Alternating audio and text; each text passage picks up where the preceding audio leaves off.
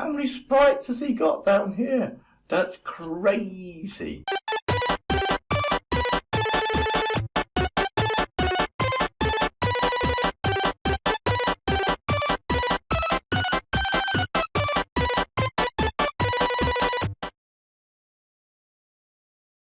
So, in this final video, I want to solve one nagging problem. That's not my wife, by the way. It's the fact that, well, what happens if you clear it twice? And actually, it's so straightforward, I'm just going to do it rather than setting it as a task. But then I'm going to identify a few things that you could go and do on your own to make your game better. And if you got this far, quite frankly, you're quite capable of doing some more, all on your own. I'll give you some ideas, you maybe have some others, it doesn't matter. But let's solve this one problem here.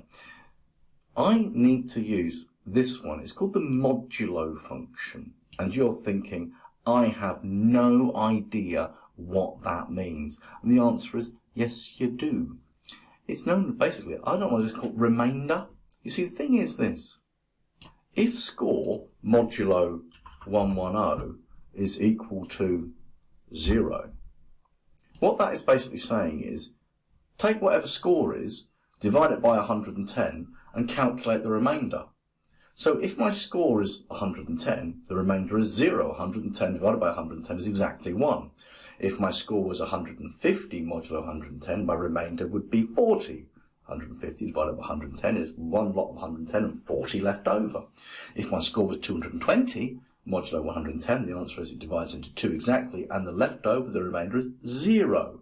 If it's 330, 0. So in fact, actually, all you have to do in this one is, if score mod 110 is equal to 0, then reset the level. So that's all we have to do. We now have a game that would work infinitely. It would just carry on and on and on forever. But I want to give you some ideas of things you could now do to improve your game. Number one, there is in fact one set of blocks we've not used. And to be honest with you, you might have learned this one in primary school. Sound. You can do pop, there's all sorts of little sounds that you can make. Well, we don't have any sounds in our game. Not much of a game, is it? If it's just video, it should be audio as well. I mean, you can have sounds of the ball and the paddle. If touching, for example, on the ball, you've got one for, where has it gone? If touching paddle, pointing, and of course, play a sound. You find that on the green bricks, you've got, if touching the ball, play a sound on the green brick. So you can have sounds for the ball striking the paddle or the edge, if on edge. Well, actually, you can work that one out. It's possible to if on edge. Play a sound can do that. So some other suggestions. Maybe you could have a ball speed that varies. For example, I've set my ball speed to move 10 steps. Well, maybe you could work it out so that the ball starts at, I don't know, at move ball speed steps, because you make a variable called ball speed. And if it hits a green block, the ball speed goes to, say, 4. And if it hits a yellow block, it goes to 5. And if it's an orange block, the ball speed becomes 9. And if it's a red block, 15, to make it crazy hard. So the ball would change speed depending on which block it strikes. That's a possibility. Maybe you could have some special blocks. Maybe you have a purple block that you put someone up there. And if it hits the purple block, maybe it triggers a multi-ball. Or maybe it would be a bad block. So instead of triggering a multi-ball, it would make the bat go smaller. Or maybe the bat go bigger.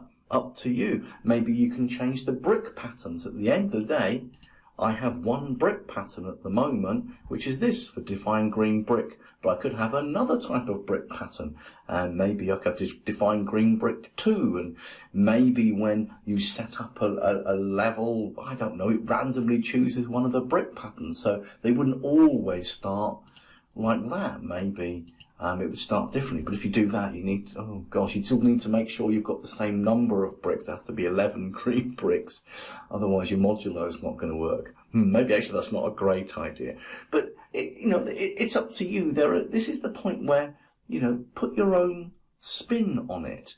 An interesting thing that you could do is this.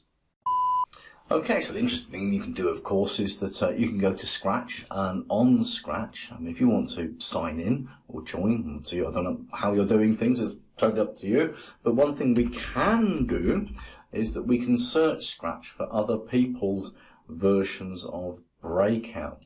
So what you might want to do is, and some of these are rubbish, by the way. So look at that one, look at that there. He's got the same idea, but look, all his bricks are different things. But if you click on it, let's just look at a rubbish one for a moment, because this will prove a point about how much better yours is. You can look inside people's projects. You can probably work out, look at that. He's got different, how many sprites has he got down here? That's crazy. He did each block as a different thing. That's crazy. Never mind. But you could play his game, and maybe. Oh no, that's terrible, isn't it? I wonder if we're going to. Anyway, the whole point is you can play people's games, and you might take inspiration for something they've done in their game. I don't think we'll take much inspiration from this one. Oh, he's got noise. Oh, it's driving me bananas, that one. But the whole point being, oh, we're still doing it. Oh, goodness me, stop. Stop. There's all sorts. There's some real classy ones in here, like this one. Is coded completely differently to yours. And that's fine. But you're thinking, wow, what's going on here? Look, that's no deal. He's put a little intro sequence with a fade in there. Wow. And his bricks don't disappear. Oh my god, what is going on? That's terrible. Flashing one. Wow, but and look at that. That's clever. It's using something called overlays.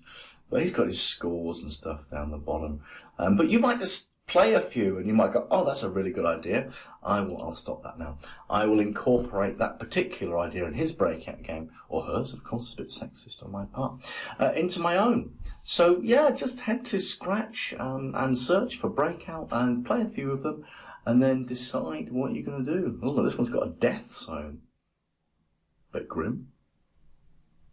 That's just because he put that down there as a hidden thing. We did. If it's less than -160, then another one, death zone. I don't know, maybe something else. Oh, I don't want to play it anymore. A death zone. Oof, I'm not sure that's appropriate. Anyway, lots of different ideas for you to think about. So that's it from me from this game build. I hope you've enjoyed it. And, keep on building wonderful games. And don't email them to me. Come on, look at them. I might do.